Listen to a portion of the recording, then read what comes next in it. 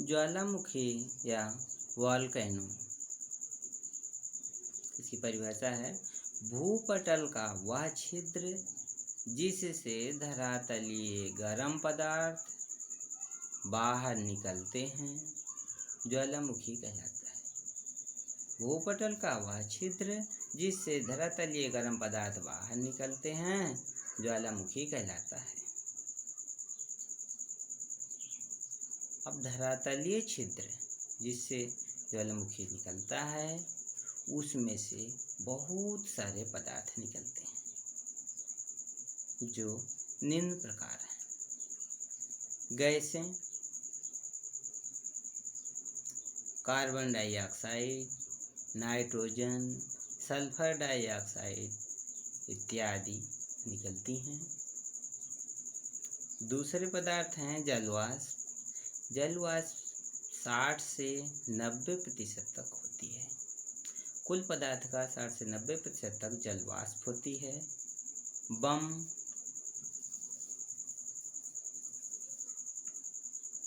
बम या बम्ब,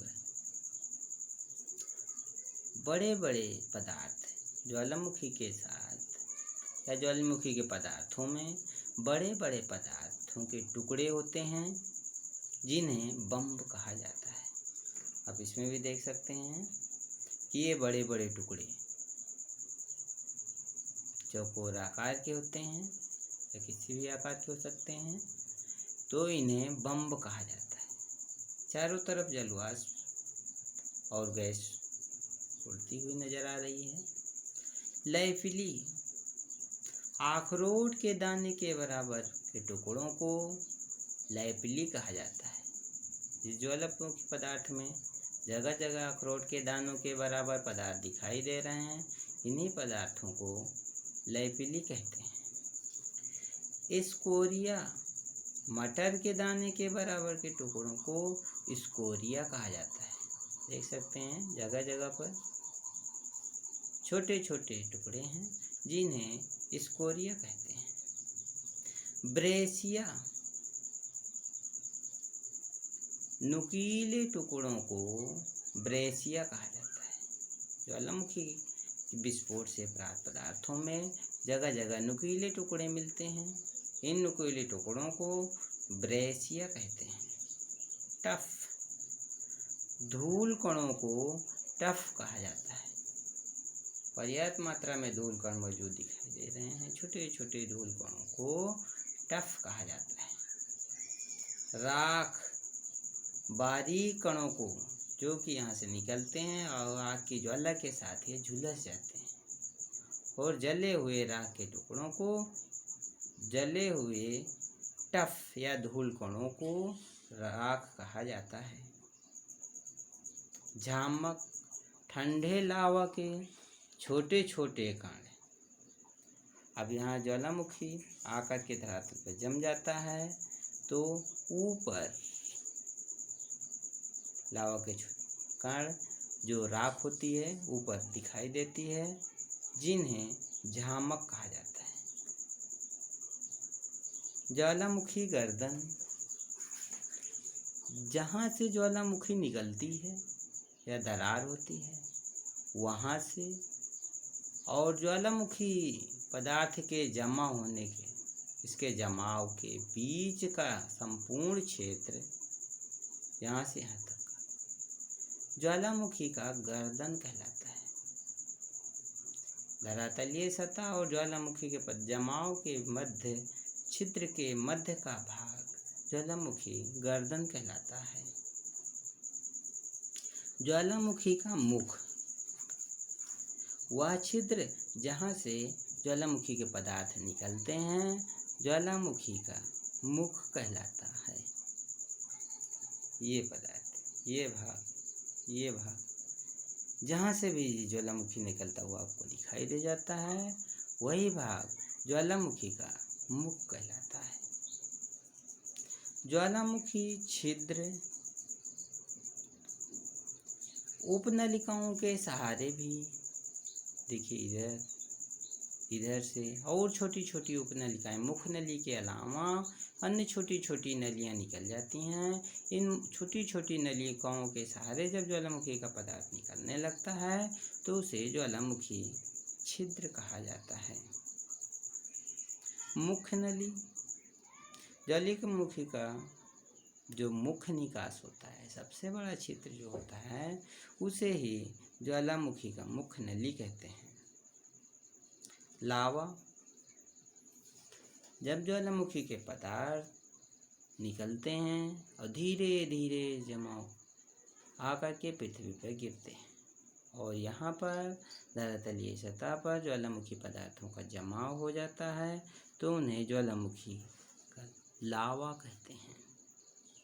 धरातल पर जमा हुआ पदार्थ लावा कहलाता है। लहर, बहते, जब यहाँ से ज्वालामुखी पदार्थ निकलता है तो कुछ पदार्थ यहीं से जमा हो जाता है, कुछ वहाँ से ऊपर से गिरता है, तो ये ढाल के सहारे बहने लगता है। ढाल के सहारे बहता हुआ ज्वालामुखी का लावा या पदार्थ, मलबा, लहर कहलाता है। जब ज्वालामुखी पदार्थ ढाल के अनुरूप बहने लगता है तो उसे लहर कहते हैं। परत,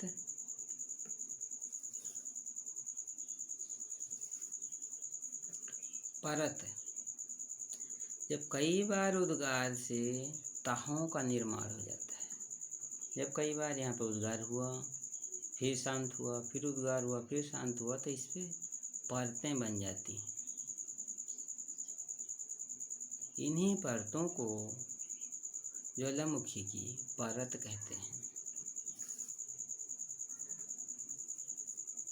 क्रेटर, अब हम देखते हैं कि क्रेटर ज्वालामुखी के मुख पर बने हुए गड्ढे को क्रेटर कहते हैं। ज्वालामुखी का पदार्थ जब निकलता है और शांत हो जाता है तो यहाँ पर एक गड्ढा बन जाता है जिसे क्रेटर कहा जाता है। उपशंकु, उपनलिकाओं के सहारे बने हुए शंकुओं को उपशंकु कहते हैं। उपनलिकाओं के सहारे भी कुछ पदार्थ निकल जाता है और इस पे जमा होने लगता है तो छोटे छोटे शंकु पर्वतों का निर्माण हो जाता है जिसे उपशंकु कहा जाता है। ये ज्वालामुखी के पदार्थ एवं ज्वालामुखी से निर्मित स्थलाकृतियाँ हैं। अब देखते हैं हम ज्वालामुखी के और कुछ तथ्य। क्रेटर झील,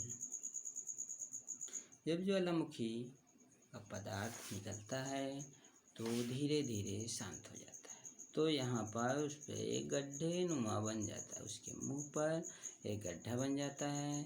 इस गड्ढे में धीरे धीरे बरसात का पानी भर जाता है तो इसे क्रेटर झील कहते हैं। जब इसके क्रेटर में पानी भर जाता है तो इसे क्रेटर झील कहते हैं। महाराष्ट्र का लोनार, अफ्रीका का विक्टोरिया और टिटिका का जो कि यूएसए में है, ये सभी क्रेटर झील के उदाहरण हैं। लोनार झील क्रेटर झील है, विक्टोरिया झील क्रेटर झील है, टिटिकाका झील भी क्रेटर झील है।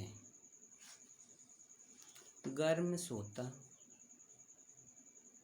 गर्म सोता, जब कभी ज्वालामुखी उद्गार बाहर न निकल करके धरातल के आंतरिक भाग में ही जम जाता है तो यह गर्म रहता है जिससे इसके ऊपर से जो पानी प्रवाहित होता है वह गर्म हो जाता है और जहाँ भी यह फुब्बारे के रूप में निकलता है, झरने के रूप में निकलता है तो उसे गर्म सोता कहते हैं क्योंकि यह पानी गर्म होता है। बिहार के राजगीर में, हिमाचल के मणिकर्ण में और कश्मीर घाटी में भी गर्म सोतों के उदाहरण प्राप्त होते हैं। गीजर, जब यही ज्वालामुखी के ऊपर गर्म जल स्रोत कभी कभी रुक रुक करके निकलता है, रुक रुक कर थोड़ी देर निकलता है, फिर शांत हो जाता है, फिर निकलता है, फिर शांत हो जाता है, तो उसे गीजर कहते हैं। रुक रुक कर निकलते हुए गर्म जल को गीजर कहा जाता है। यूएसए, आइसलैंड, न्यूजीलैंड इत्यादि में गीजर के उदाहरण देखने को मिलते हैं। धुआंरा, जब ज्वालामुखी पदार्थ कभी यहाँ निकलता था, आज वो धीरे धीरे शांत हो रहा है, तो इसमें से मात्र धुआं निकलता रहता है बस, जिसे धुआंरा कहा जाता है। जिसमें गैसीय पदार्थ और धुएं निकलते रहते हैं। अलास्का की कटमई की 10 सहस्त्र धूम घाटी इसका प्रमुख उदाहरण है। गंधकीय या सोल्फ तारा धुआंरा, जब धुआंरा में गंधक मौजूद होता है या गंधक से युक्त होता है, तो उसे गंधकीय धुआंरा या सोल्फ तारा कहते हैं। ये जिधर से भी इसके गैसें जाती हैं, वहाँ गंध फैल जाती है, दम घटने लगती है। जैसे इटली का प्लेग्राइयन सोल्फ तारा गंधकीय तारा है। यूएसए में भी इस प्रकार के गंधकीय धुआंरे मिलते हैं। अवधि के आधार पर ज्वालामुखी के प्रकार। उद्गार अवधि के आधार पर ज्वालामुखी मुख्य रूप से 3 प्रकार के होते हैं: सक्रिय ज्वालामुखी, प्रसुप्त ज्वालामुखी और शांत ज्वालामुखी। वह ज्वालामुखी जिनसे